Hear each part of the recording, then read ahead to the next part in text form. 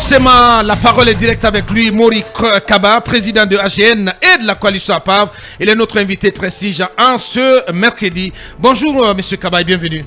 Bonjour à Boubacar, bonjour à tous les chroniqueurs et joyeux anniversaire à vous. Je crois que vous avez passé des années de combattant. Bien. C'est très difficile avec le monde médiatique aujourd'hui de se faire une place. Ouais. Donc vraiment bravo pour votre bravité, c'est ce que je peux dire, mais surtout félicitations à chacun de vous. Merci. Le pari et le défi, il a été relevé. Merci.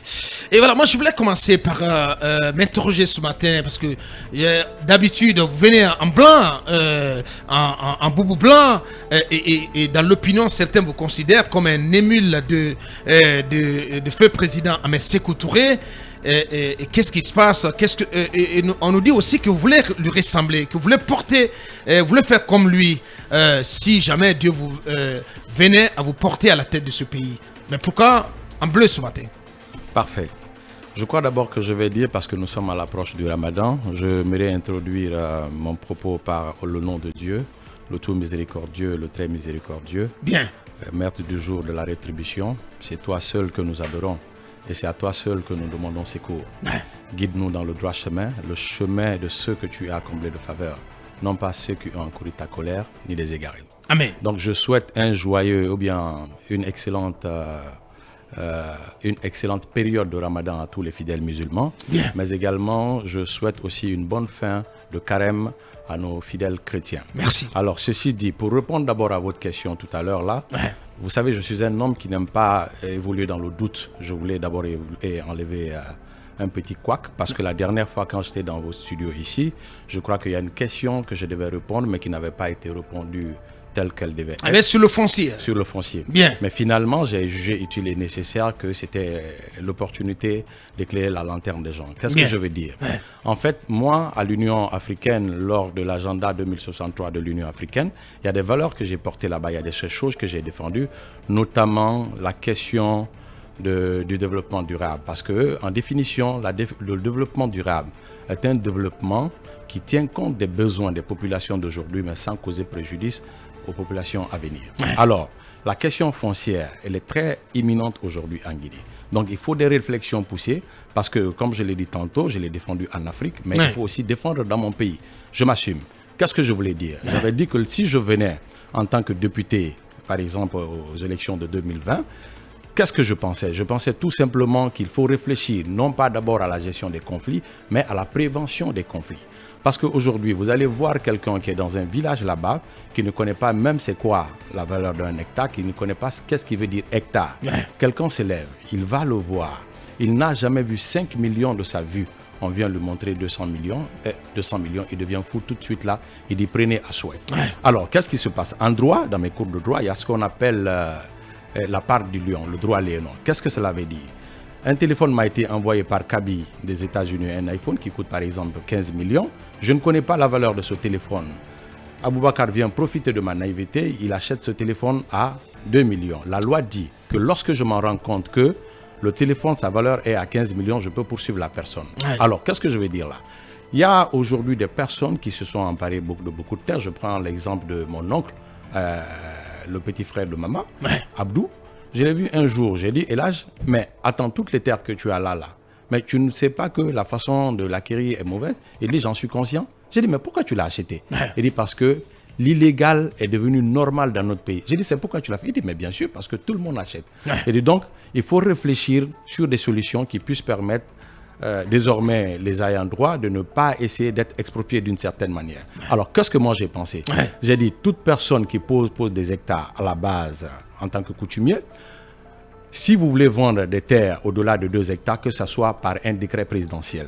Au-delà de ça, oui, Au-delà de 2 hectares. 2 hectares, que ce soit un décret présidentiel. Non seulement celui qui veut venir acheter à vil prix, il est dissuadé, mais celui aussi qui veut vendre par naïveté aussi, il est dissuadé. Donc l'État se mêle, l'État est une interface. Désormais, les personnes qui achètent ces terres, ils sont à l'abri. ils sont à l'abri de brûler leurs biens, comme on voit aujourd'hui à Foison. Ouais. Parce que quand vous voyez, par exemple, Elhaj Sekouna, pour dire vrai, ce qu'il porte, c'est la voix, par exemple, de sa communauté. C'est ce que les gens doivent savoir. Ouais. Donc, quand c'est comme ça, il faut réfléchir, mettre des mécanismes pour arranger. Parce que c'est une communauté qui a l'impression d'être totalement dépouillée. Dépouillée. Je vous donne un seul cas. Tous ces biens. Il y a un jeune qui, je ne dis pas son nom, qui vit en France. Il est venu ici en Guinée. La dernière fois, quand il a été dans sa localité, il a vu quoi? Que quelqu'un avait acheté 10 hectares à 17 millions de francs guinéens. 10 hectares 10 hectares à 17 millions de francs guinéens. Il est venu, il a vu la personne en train de travailler, il a giflé. Et pourtant, c'est quelqu'un qui est allé à l'école, mais il a porté main. Ouais. Donc, vous voyez, on doit réfléchir pour ne pas gérer les conflits demain, mais il faut prévenir ces conflits. Voilà. C'est pourquoi la dernière fois, j'étais avec Makanera. Ouais. Makanera, je ne voulais pas aller en affront parce que nous n'étions pas là pour ça. Ouais. Makanera, c'est quelqu'un qui a un respect absolu et religieux. C'est mon aîné de très loin. Bien. Mais vous savez, sa maman est Kaba. Depuis qu'il a connu cela, chaque fois qu'on se voit, à la limite, il s'incline. Je vais vous dire une petite anecdote. Ouais. Un jour, il y avait un conflit sur les réseaux sociaux entre lui et l'ex-ministre des Sports, Siakabari. Et je lui ai dit, Mboring, je veux que tu arrêtes. Il dit, non, je n'arrête pas. J'ai dit, Mboring, je veux que tu arrêtes. Il dit, je n'arrête pas. J'ai dit, Mboring, quand tu as offensé Siaka, je me sens offensé parce que c'est mon ami d'enfance. Ouais. Il dit, Mboring, c'est ton ami? J'ai dit, oui. C'est ton ami? Oui. C'est ton ami? J'ai dit, oui. Il dit, Mboring, si je n'accepte pas ce que tu dis, c'est comme j'ai refusé à ma mère. À cause de toi, je laisse. Ouais. Donc, je suis entier. Ouais. J'ai défendu ce jour-là mon ami parce que je pensais tout simplement qu'il ne fallait pas aller dans ce sens. Donc, quelqu'un qui a un tel respect pour vous, il n'y a pas de sens d'aller au conflit. Maintenant, pour revenir à la question de Sékou Touré, c'est vrai, je ne cherche pas à ressembler à une personne, mais je cherche à bâtir mon parcours. Je veux émerveiller la Guinée, l'Afrique, mais l'humanité tout entière. Sékou Touré émerveiller la Guinée en quoi faisant? Sékou Touré, je viens de dire tout à l'heure. Oui, Sékou Touré, parce qu'il faut sortir des mots abstraits. Sékou Touré, je viendrai tout à l'heure. Sékou Touré est une Ouais. personne avec des hauts et des bas, des actifs et des passifs. Ouais. Maintenant, quand vous prenez par exemple Sékou Touré, je ne peux jamais être comme lui. Il a donné l'indépendance à la Guinée, cela ne va pas se répéter deux fois. Sékou Touré, en 1962, a appelé Modibo ici à Conakry et Kwame Nkrumah pour essayer de faire émerger l'idée de l'OUA. Je ne pourrais pas faire cela. Ouais. Sékou Touré est venu en 1958. Il y avait 12 universitaires en Guinée. 4 étaient sur les bancs. 4 avaient terminé, 8 étaient sur les bancs. Quand il terminait, en 1984, la Guinée avait 18 promotions universitaires. Ouais. Aucun pays francophone ne l'avait fait autant. Donc je pense que ça, ce sont des acquis. Je ne pourrais pas répéter ça. En 1970 aussi, lorsque la Guinée a été agressée, quand il a été demandé aux Nations Unies de dédommager la Guinée, il a dit qu'il fallait plutôt donner l'indépendance à 5 pays. Comme on appelle le Comore, Mozambique, l'Angola, la Guinée-Bissau et les îles du Cap-Vert. Donc je pense que ces atouts, je ne pourrais pas le faire. Il a bâti 300 unités industrielles, mais ça a été liquidé à vil prix. Je pense que tout ça, ce sont des acquis de Ahmed Sékou Touré. De l'autre côté aussi, il y a des personnes qui ont été tuées, soit à raison, soit à tort. Mais je pense que, quelles que soient les consolations que nous allons prôner, cela ne va pas effacer ce qui s'est passé. Donc, à nous maintenant de prendre de la hauteur, mais je suis de la grandeur de toutes les blessures des combats politiques. Moi, je me suis levé. D'abord, au temps du général Lansana Conté, avec son dernier protocole, M. Camara, pour aller voir le général. J'avais porté quelque chose, c'était de dire au général, de demander non seulement pardon au nom de Sékou Touré, son défunt, mais aussi de l'autre côté, demander aussi pour lui pardon avant qu'il ne meure. Il a eu la volonté, mais il était fatigué. Il n'a pas pu. Donc moi, aujourd'hui, si je peux même porter pardon en leur voix, je le ferai. Je suis en contact avec l'association des familles des victimes du Cambouaro, sachant très bien que je suis un grand admirateur de Ahmed Sékou Touré. Bouba Gueye, c'est comme un frère. Même quand il y a un événement dans ma famille, il contribue. Je le vois parfois pleurer. Je me mets dans la position de l'altérité. Je sens sa douleur. Je le vois pleurer comme un gamin. Je le prends dans mes mains. Je le console. Je me mets à sa place. Je vois que c'est difficile de perdre un père. J'ai rencontré Aminata Diawandou Bari. Je l'ai rencontrée. Elle m'a accueilli avec une chaleur incroyable. Elle m'a offert 4 livres. Donc vous positionnez en continuateur des œuvres de Sékou Touré? Non, je veux être le porteur réconcilié parce que je pense que chacun de nous ici, dans ce studio, mais tous les Guinéens appartiennent à un père et une mère. Mais chacun de nous aussi appartient à une famille. Chacun de nous appartient à une communauté. Mais chacun de nous est à titre égal fils de cette nation. Donc nous devons avoir l'intelligence de comprendre que nous ne pouvons pas aller l'un sans les autres. Bien. Comme par exemple l'évangile le dit selon Saint Jean, le royaume de Dieu est dans l'être humain, pas dans un seul humain, ni dans un groupe d'humains, mais dans tous les humains en vous. Les Guinéens ont intérêt de vivre en paix, dans la solidarité, dans l'harmonie, pour bâtir la Guinée de nos espérances. Voilà qui est bien dit. Qu'est-ce que je voulais dire par là pour terminer? Allez-y, ouais. Je crois que je vais essayer de bâtir un idéal à moi, une vision, et aussi marquer l'histoire de ce pays, parce que je pense que j'ai un projet que je porte pour les Guinéens, et je pense que les Guinéens doivent laisser les considérations ethniques et parentales, voir qui peut sortir la Guinée de sa léthargie. Et je vous conseille d'ailleurs à vous, désormais, que chaque leader politique qui viendra dans vos studios, mettez-le sur ce sujet. Comment est-ce que vous allez développer ce pays? Où est-ce que vous allez prendre l'argent? Parce que c'est vous qui donnez beaucoup de considération aujourd'hui à certains acteurs politiques. Quand ils passent dans vos studios, ils alignent 2-3 phrases. Alpha Condé était leur projet de société, il faut insulter Alpha Condé, il faut insulter Selouda Diallo, ou bien Kassouri est boiteux, Damaro n'a pas dormi la nuit, la CENI est montée, et tout, les sujets subjectifs. Je pense que ce qui est assez fondamental, on doit avoir la capacité de montrer aux Guinéens comment est-ce qu'il faut développer. Ouais. Alors, on est bien d'accord, monsieur. On est bien d'accord. Je pense qu'à l'issue certainement des élections. Vous êtes candidat à la prochaine élection présidentielle? Mon parti va organiser des primaires. Je pense que j'ai les compétences nécessaires pour être élu au sein de mon parti. Si c'est le cas, je vais aux élections présidentielles. Voilà. Et si je vais aux élections présidentielles, je vous parie que je les remporterai, parce que les Guinéens ont besoin désormais d'une personne qui peut. Il faut avoir la volonté aujourd'hui. Est-ce que Mori se porte volontaire d'aller à ces primaires dont on parle? Mais bien sûr. Mais voilà. Mais bien sûr. Avant d'en arriver, ou avant d'y arriver, Mori, parlant de cette élection présidentielle ou de toutes les élections qui vont sanctionner le processus de transition en cours, il faut en fait s'entendre, il faut un dialogue pour arriver à tout cela. Et aujourd'hui, il y a une frange importante de la classe sociopolitique qui se sent à l'écart de tout ce qui est en train d'être déroulé dans l'agenda de la transition. Et c'est là-dessus que les religieux, les chefs religieux du pays ont entamé une médiation. De quel œil vous observez ces médiations? Moi, je pense tout simplement qu'à l'arrivée du CNRD le 5 septembre, le colonel Mamadi Doumbouya et le CNRD ont donné une très grande opportunité. C'était au Palais du Peuple de venir s'exprimer. À l'occasion, j'ai eu la chance de dire ce que je voulais. J'ai porté des conseils au colonel et à la fin, je lui ai dit qu'il n'entrera dans l'honneur que par la porte de ses actions. Alors, après ça, nous, acteurs politiques et sociaux, nous avons demandé un cadre de dialogue. Ce cadre de dialogue, le CNRD nous l'a donné. Mais dès le départ, il y a déjà des acteurs qui mettaient en cause et en doute ce cadre de dialogue. On ne peut pas juger un caïman avant d'être à la rivière. Les gens n'ont pas accepté de venir. Même dans la salle déjà, moi j'avais déjà dit ça, qu'il n'était pas question de mettre des gens en lourd ou bien causer préjudice ou bien déjà dire que oui, c'est un dialogue qui n'est pas sincère, etc., sans d'abord venir à la table. Ouais. Nous avons évolué ainsi. Il y a eu des échauffourées que vous avez connues autant que moi. À un certain moment, il y a eu aussi des acteurs politiques ou bien des anciens gouvernants qui ont été arrêtés pour des raisons de la CRIEF que vous pouvez savoir qu'on va certainement entamer tout à l'heure. Ouais. Mais par la suite encore, on a demandé de déplacer le dialogue, ou bien de demander un médiateur de la CEDEAO pour que ce dernier puisse intervenir. Yahi Boni, on l'a choisi. J'ai vu déjà des commentaires qui disaient que est-ce que Yahi Boni est sincère? On a mis encore la sincérité de ce dernier. Mais après, il est venu, toutefois. Nous sommes mis dans la politique de venir débattre et porter nos voix. Ouais. Et à l'issue de cela, on s'est dit que la CEDEAO allait faire des propositions conformément un peu à ce que nous proposions, et puis aussi le CNRD. Donc la médiation allait donner un chronogramme que tout le monde allait respecter.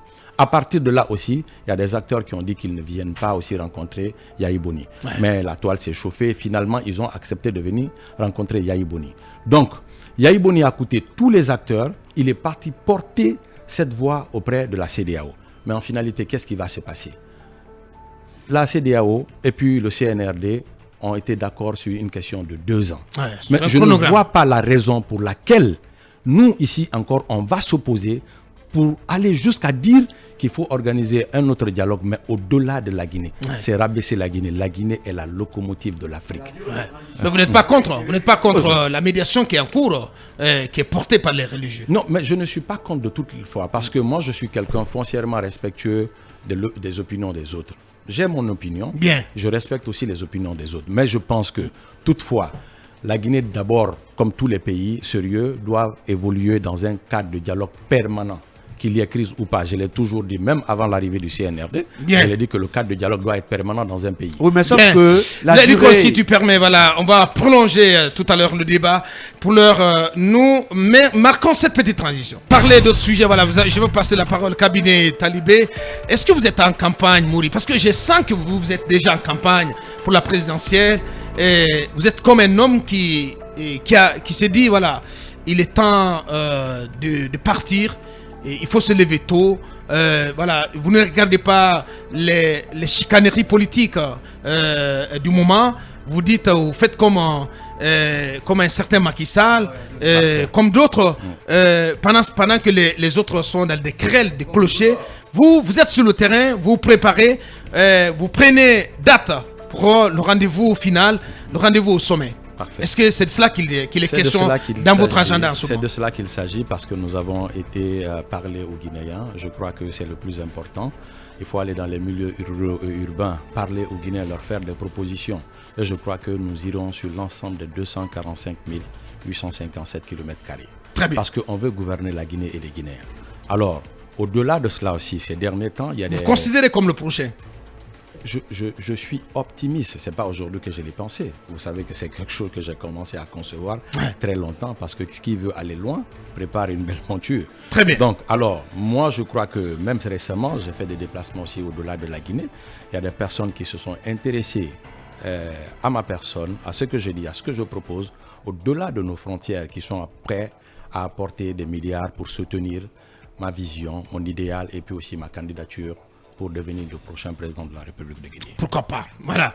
Talibé, pour la suite. Oui, puisque vous êtes très porté sur les questions économiques et accessoirement sur les questions juridiques, le cas de la CRIEF se pose aujourd'hui. Beaucoup considèrent que justement ce bel outil mis en place pour aider à dissuader les bandits à col blanc, beaucoup pensent que la CRIEF passe à côté quand on voit notamment les nombreux reproches faits aux différentes procédures concernant par exemple Kassouri Fofana et compagnie, Damaro et autres. Quelle lecture avez-vous du travail fait de la CRIEF? Parce que pour beaucoup, les dossiers en réalité sont vides. Je crois qu'à ce niveau, il faut être assez très intelligent. J'ai de la compassion pour Kassouri Fofana, qui est un grand frère et un grand ami. On est extrêmement d'accord. Si ce n'était pas ces dernières années pendant lesquelles on ne se voyait pas, mais nous sommes extrêmement d'accord. Mais au-delà de ça, j'ai dit que je suis toujours dans le principe de l'altérité. J'aime me mettre à la place de l'autre. Ouais. Si ils sont là-bas à tort, vraiment que le CNRD, la justice, essaye de les libérer. Pas de règlement de compte, pas de poursuites pour des questions de pas de chasse aux sorcières. Ouais. Mais je pense que ce sont des personnes aussi qui ont géré cette nation, ils doivent rendre des comptes. Mais j'entends souvent des gens dire parfois que non, il n'y a pas de preuves, mais la plupart des grands voleurs, je ne les indique pas en tant que voleurs parce que ce sera à la justice de les démontrer. Ouais. Mais je pense que la plupart des gens aiment souvent dire il n'y a pas de preuves, il n'y a pas de preuves. Je vous donne quelques indices du grand vol en Guinée. Ouais.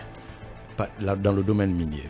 Vous avez Frigia, la vente de Frigia, le plus bas prix de Frigia s'estimait à 258 millions de dollars, si la Guinée n'avait absolument rien eu.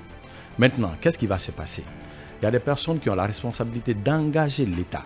Qu'est-ce qu'ils font? Ils ont vendu Frigia à 19 millions de dollars officiellement. D'accord? Pas 22. 19 milliards. Officiellement. Vous comprenez? Donc, moins de 8% de sa valeur minimale. Mais qu'est-ce qui s'est passé? 100 millions de dollars est donné par l'acheteur parce que les multinationales sont les plus grands corrupteurs au monde. Ouais. Hein? Donc, qu'est-ce qu'ils font? Qu'elles font, je veux dire, elles viennent dans les pays, quand les gens leur donnent des opportunités, comme ça, ils prennent en main. Et puis, par après, il y a la compassion. Qu'est-ce qu'on donne? Ils ont donné 100 millions de dollars pour ceux qui ont engagé la responsabilité de l'État. Vous comprenez ce genre d'argent? On ne voit pas à vue d'œil. Mais quand vous voyez quelqu'un qui a dirigé, il était dans 2 chambres salon, 5 ans après, 6 ans après, vous le voyez avec 10 millions de dollars, si c'est aux États-Unis, mais il va en prison. Mais pourquoi les gens s'attaquent à ce genre de choses? Je vais vous donner quelque chose aussi. Sur les 12 dernières années, par exemple, de la gestion du professeur Alpha Condé, la tonne de la bauxite officiellement à 12 dollars. On a ramené cela à 3 dollars. Les 9 dollars partaient dans les poches des particuliers. Quand vous prenez par exemple les 9 dollars, vous multipliez ça par an, vous verrez que nous sommes dans l'ordre de 720 millions de dollars. Donc il y a 9 dollars sur chaque tonne de bauxite de produite en Guinée. Officiellement sur le papier, voilà, on a mis 3 dollars. Mais officieusement, les 9 dollars partaient dans les poches. Mais quand vous voyez un acteur politique, un acteur qui gère, administratif qui gère, vous le voyez demain avec 200 millions de dollars à son compte, mais il doit justifier ça. Mais ne vous posez pas la question. Le problème, c'est où trouver des preuves de ce que vous dites là. Parce que la justice doit apporter des preuves. Ouais. Ce que je suis en train de vous dire. En amont du travail de la CRIEF, il n'y a pas eu d'audit. Actuellement, c'est ça la grosse erreur. Parce que normalement, on n'audite pas les personnes, mais on audite la gestion. La gestion des gens. C'est là-bas, peut-être, ils ont faussé le travail parce qu'ils sont allés vite en besogne. Moi, je pense qu'il y a des excellents cadres ici. Le cas de Alassane Onopogui, par exemple, en 2000, on aurait pu mettre, la junte aurait pu mettre en place un comité d'audit. Voilà. Alassane Onopogui, par exemple, en 2009 et 10, vous avez vu, en l'espace de 3 mois, il a pu mobiliser 700 et quelques milliards de francs guinéens et 20 et quelques millions de dollars. Vous voyez, c'était un acquis parce que vraiment la forme a été mise en place. À l'époque, ministre du contrôle économique. Ministre du contrôle économique. Non, ça, ce n'est pas le rôle de l'agent du judiciaire de l'État. Mais d'abord, il faut d'abord mettre les contrôleurs financiers à contribution, mais aussi un comité d'audit qui va s'étaler sur toutes ces questions. Moi, je pense que c'est là-bas qu'on est en train de tuer la Guinée. Et si la Guinée continue à évoluer comme ça, sans ces sanctions, toute cette immensité que nous avons, nous allons continuer à perdurer dedans. Mais qu'est-ce que le CNRD a fait? Dès que le CNRD est arrivé, les 10 dernières années, on gagnait moins de 300 millions de dollars dans l'exportation de la bauxite qui s'estime aujourd'hui à 80 millions de tonnes. Mais dès qu'ils sont arrivés, ils ont ramené non seulement la taxe à l'exportation aussi qui partait dans les poches, mais ils ont ramené aussi le taux à 12 dollars. De moins de 300 millions, le CNRD est allé à 1,6 milliard, soit 5 fois ce qu'on devrait gagner. Donc, pour 2022, vous comprenez, c'est des acquis. C'est pourquoi moi, j'ai souvent le dire, il y a quelque chose qui vaut mieux que mon père qui m'a mis au monde, que ma mère, que mes enfants, et il n'y a pas eu de difficulté que tout ce qui puisse à exister. Porter le prix de la tonne de 3 à 12 dollars. Il n'y a pas eu de difficulté. Non, il n'y a pas eu de difficulté, c'est ça le prix officiel. Mais qu'est-ce qu'ils font? Ils s'arrangent, officiellement, ils mettent des papiers dans lesquels on dit que la Guinée a reçu dans les caisses comme dividende 3 dollars, mais les 9 dollars, ils se partagent. Donc, ne soyez pas étonnés que vous trouvez dans les comptes d'une personne demain qui était aux affaires 300 millions de dollars. Ça peut venir de là. Donc, moi, je pense tout simplement qu'il faut gérer cette nation de façon extraordinaire, de façon, c'est-à-dire de façon propre. Pour que la Guinée puisse bénéficier, les Guinéens puissent bénéficier de cette manne. Bien. Comment réparer désormais, en tout cas, cette démarche de la CRIEF, puisque la plupart des accusations portées à l'encontre des uns et des autres ont été abandonnées sans même aller au procès. Comment réparer tout cela en termes de démarche? Peut-être dans le même sens que Lincoln. Est-ce qu'il faut revenir à la mise en place d'un comité d'audit? Moi, je pense quand même que le comité d'audit est très important. Il n'est pas encore tard, tout cela peut se mettre en place, mais je pense tout simplement qu'il y a de quoi aujourd'hui faire des audits pour essayer de mettre la main sur ceux qui ont détourné ce pays. Moi, je suis sans état d'âme à ce niveau. Toute personne qui s'amuse avec les biens de l'État, quelle que soit ma relation avec la personne, je n'ai pas de pitié. Parce que ce bien appartient à chacun des Guinéens. Vous imaginez, 45% des enfants à l'âge d'aller à l'école ne vont pas. Parce que tout simplement, des gens ont volé des millions de dollars, des centaines de millions de dollars, mettre ça pour leur famille et les enfants d'autrui. Ils n'ont pas droit à cet argent. Vous avez vu aujourd'hui dans les milieux ruraux et d'autres urbains, vous verrez qu'il n'y a pas d'hôpitaux, de centres de santé. Ceux qui ont été à la base sont des génocidaires. Parce que tout simplement, ce qu'ils font là, ça cause plus de préjudice que le sida, que Ebola, que toutes les maladies que vous pouvez imaginer. Vous savez qu'en Guinée, à ma dernière connaissance, il n'y a qu'un seul centre de dialyse sur l'ensemble du pays. Le centre de dialyse là, ça ne peut pas abriter plus de 100 personnes. Vous imaginez un peu? Parce que tout simplement, les gens ont fui à leur responsabilité. Ceux qui ont fauté à ce niveau, vous pensez qu'il faut les laisser comme ça? Je vous donne des exemples. Moi, Mori Kaba, président de la République, je viens, les Guinéens me font confiance, il y a ces choses extraordinaires qu'on pourra faire. Où trouver les financements pour essayer de développer ce pays? Je vous donne, aujourd'hui, le CNRD a un budget prévisionnel de 4,1 milliards, 4,1. Et au temps de Alpha, c'était 2,4. Et puis déficitaire au moins à 20%. Je fais ce qu'on appelle la politique prioritaire des priorités. Qu'est-ce que je fais? En construisant 2 unités de transformation seulement que de bauxite en alumine, vous savez ce que ça peut donner? Chaque unité de production vous génère au moins 7,5 milliards de dollars par an. Et ces 2 unités, ça fait 15. Quand vous multipliez les 15 par 4, ça vous donne 60 milliards de dollars par an. Vous comprenez, c'est possible. La construction ne prend que 6 mois. Et avec sa capacité énergétique aujourd'hui, parce qu'il y en a, ça ce sont des possibilités. J'ai dit, avec ma politique économique, lorsque je viendrai aux affaires, je fais en sorte que le circonstancialisme puisse marcher. Donc la politique du circonstancialisme, comme je l'ai tantôt dit, vous prenez aujourd'hui, je l'ai dit que c'est la synthèse du socialisme, du capitalisme, du libéralisme, caractérisé par un interventionnisme étatique dans lequel l'État possède les moyens de production sans pour autant empêcher les initiatives privées. Comme Lincoln l'a dit, toutefois que c'est un syncrétisme, je peux parler plutôt de mon ami Talibé. Ouais. Vous comprenez?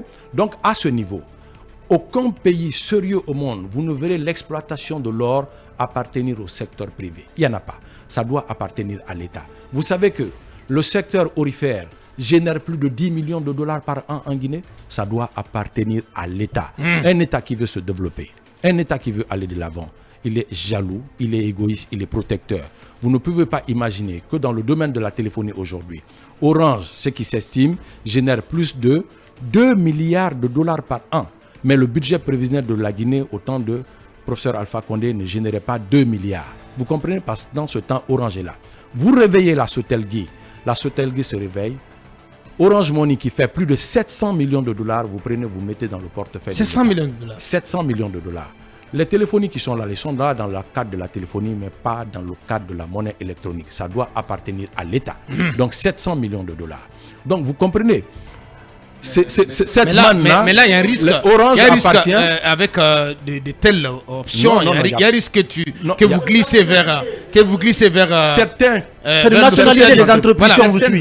Voilà. La Vous nationalisation risquez de tout nationaliser. Voilà. Mais que va faire le secteur privé dans ce cas? Certaines entreprises. Oui, mais il y a un risque de. Dans un cadre Il y a un risque. On sent une propension chez vous de tout étatiser. En fin de compte. Non. Je dis bien certains moyens de production. Bien. Je parle de la téléphonie, on ne chasse pas Ariba ni Orange. Orange, elle appartient à la Sonatel du Sénégal. La Sonatel du Sénégal, c'est pour le gouvernement sénégalais.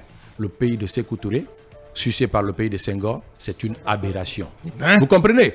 Donc, qu'est-ce que vous imaginez? Alors, à cet effet, c'est souverainiste. Je viens, je réveille la Sotelgui.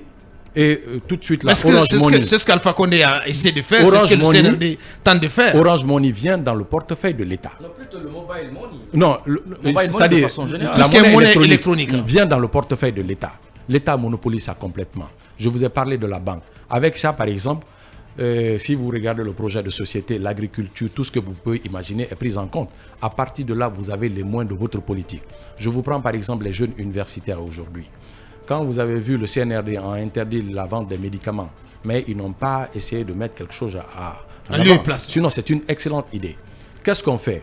Tous ceux qui ont fait pharmacie sur l'ensemble du territoire, dans notre projet de société, si vous avez vu, on prend ces jeunes, on les emmène dans tous les milieux avec 250 millions. Chaque personne aujourd'hui qui termine son option en pharmacie. Et tout de suite, là, vous verrez que la cause, elle est acquise. Ouais. Parce que là, la cause sera réglée. Tous ceux qui sont dans les milieux très reculés ont aujourd'hui des pharmacies dans les médicaments des populations. Ouais. Vous voyez, c'est une excellente chose. Bien entendu. Donc, avec le budget, par exemple, le ministère du Fonds souverain d'entrepreneuriat, qu'est-ce que nous faisons? On dit, vous allez créer un ministère du Fonds souverain d'entrepreneuriat avec 7 milliards de dollars en 5 ans. Les 7 milliards de dollars en 5 ans, vous savez, aujourd'hui, en management, comme j'aime souvent le dire, on dit que tout cadre supérieur d'une entreprise est lui-même aussi une entreprise. Vous prenez aujourd'hui les banques. Toutes les banques qu'il y a en Guinée appartiennent à qui? Aux étrangers. Or, la Guinée a 64 années, 65 ans bientôt d'indépendance. Alors, qu'est-ce qui va se passer? Nous créons le cadre de partenariat public et privé. Nous donnons l'argent de l'État aux Guinéens qui ont évolué dans le secteur bancaire. Ils créent des banques.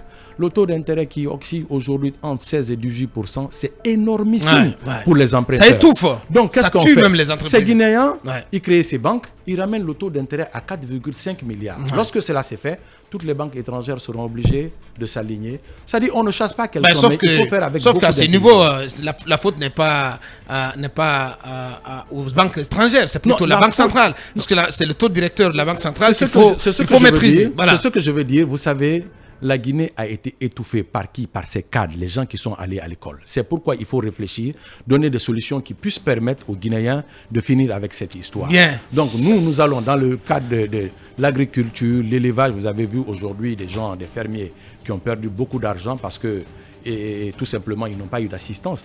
Avec ce moins, 7 milliards de dollars avec le Fonds souverain d'entrepreneuriat, toutes les belles initiatives qui viendront des jeunes, nous les soutenons, nous les finançons Bien. pour créer un boom économique, pour créer des champions locaux. Bien. Dans le domaine de l'or aussi, on va créer un cadre de partenariat public et privé avec les Sigirinka, les Mandianaka Bien. et tous les Guinéens qui veulent s'impliquer dans l'exploitation de l'or. Bien.